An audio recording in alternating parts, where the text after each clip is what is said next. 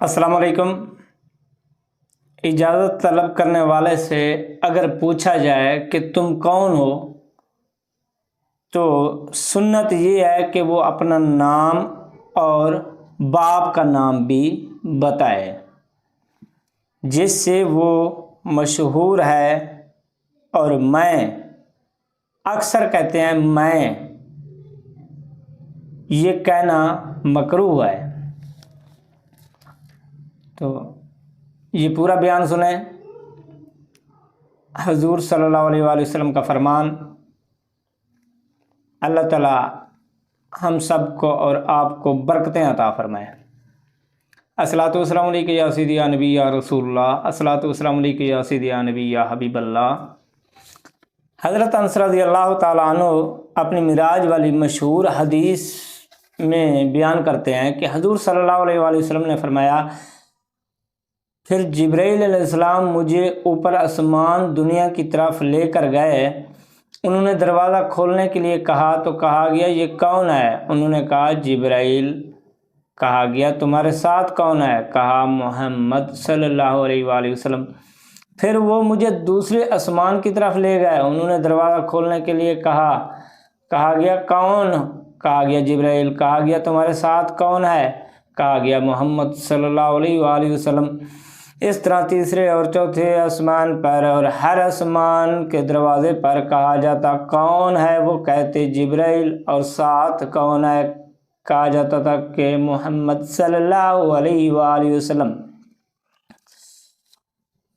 آپ میرے مسلمان بھائیوں کو بات سمجھ آ گئی ہوگی کہ اجازت لینا کس کا کام ہے۔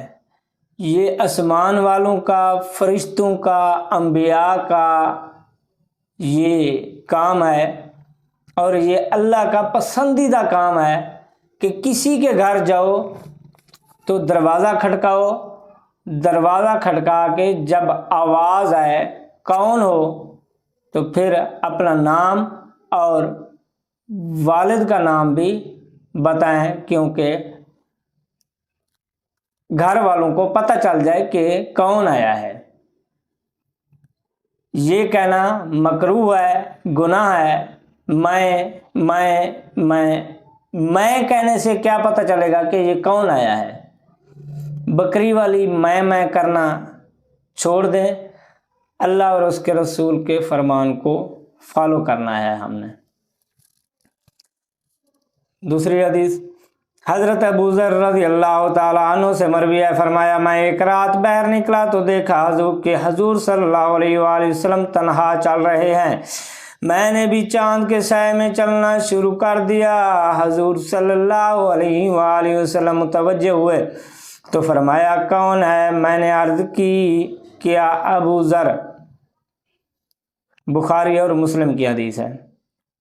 تیسری حدیث حضرت ام ہانی رضی اللہ تعالیٰ عنہ سے مروی ہے، فرمایا میں حضور صلی اللہ علیہ وآلہ وسلم کی خدمت میں حاضر ہوئی تو آپ غسل فرما رہے تھے اور حضرت فاطمہ رضی اللہ تعالیٰ عنہا آپ کو پردہ کیے ہوئے تھیں۔ آپ نے فرمایا کون ہے؟ میں نے عرض کیا میں ام ہانی ہوں۔ بخاری اور مسلم کی حدیث۔ حضرت جابر رضی اللہ تعالیٰ عنہ سے مروی ہے، فرمایا میں حضور صلی اللہ علیہ وآلہ وسلم کی خدمت میں حاضر ہوا اور دروازہ کھٹکایا۔ آپ نے فرمایا کون ہے؟ میں نے عرض کیا آپ نے فرمایا میں گویا آپ نے اس کو ناپسندیدہ فرمایا کہ میں کا مطلب کون کیا ہے؟ میں کا کوئی مفہوم نہیں ہے خاص جس سے اگلے کو سمجھ آ جائے کہ میں والا کون ہے۔ اللہ تعالیٰ ہمیں اور آپ کو دین سمجھنے کی توفیق عطا فرمائے، اور کوشش کیا کریں کہ ہم مسلمان ہیں، مسلمانوں والے کام کیا کریں۔ مسلمان کا کام ہے قرآن اور حدیث سننا، اس پر عمل کرنا، یہ مسلمانوں کی نشانی ہے۔ تو کفر کی نشانی ہے کہ وہ قرآن اور حدیث جب پڑھا جائے تو وہ شور و غل کرتے ہیں اور سنتے بھی نہیں ہیں، اور بعد میں اس پہ عمل بھی نہیں کرتے۔ تو خدا را مسلمانوں کو چاہیے کہ وہ اللہ اور اس کے رسول کا فرمان مکمل سنیں اور اس سے محبت کرتے ہوئے چینل کو سپورٹ بھی کریں۔ ہم آپ کے لیے دین کو شیئر کر رہے ہیں، دین پھیلا رہے ہیں، اور آپ نے ہمارا ساتھ دینا ہے کہ اس کو شیئر بھی کرنا ہے۔ ہم نے آپ تک پہنچایا ہے اور آپ نے آگے اپنے مسلمان بھائیوں تک پہنچانا ہے۔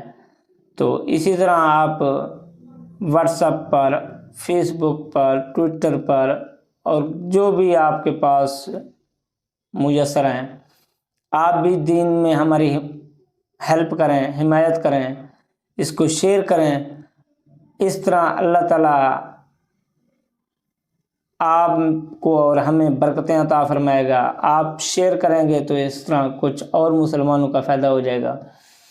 تو کوشش کرنی ہے ہم نے دین پھیلانے کی کہ کوئی بھی موبائل کھولے تو آگے دین کی بات آئی ہو، کوئی بھی کہیں بھی موبائل کھولے تو آگے دین کی بات آئی ہو۔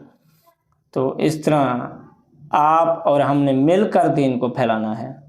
اللہ تعالی ہمیں اور آپ کو برکتیں عطا فرمائے، دن دگنی رات چگنی ترقی عطا فرمائے، آپ کی اولاد کو، آپ کے بہن بھائیوں کو برکتیں عطا فرمائے۔ جو میری بہنیں شادی کی وجہ سے پریشان حال ہیں، اللہ تعالیٰ ان کو اچھے اور نیک رشتے عطا فرمائے۔ جو میرے بھائی رشتوں کی وجہ سے پریشان حال ہیں، بزرگ پریشان حال ہیں، میں پریشان حال ہیں، اللہ تعالیٰ ان کو ان کی یہ پریشانی دور فرمائے اور ان کو برکتیں عطا فرمائے۔ وما علینا الا البلاغ المبین۔ صلی اللہ علیہ حبیبی سیدنا محمد صلی اللہ علیہ وآلہ وسلم۔ السلام علیکم۔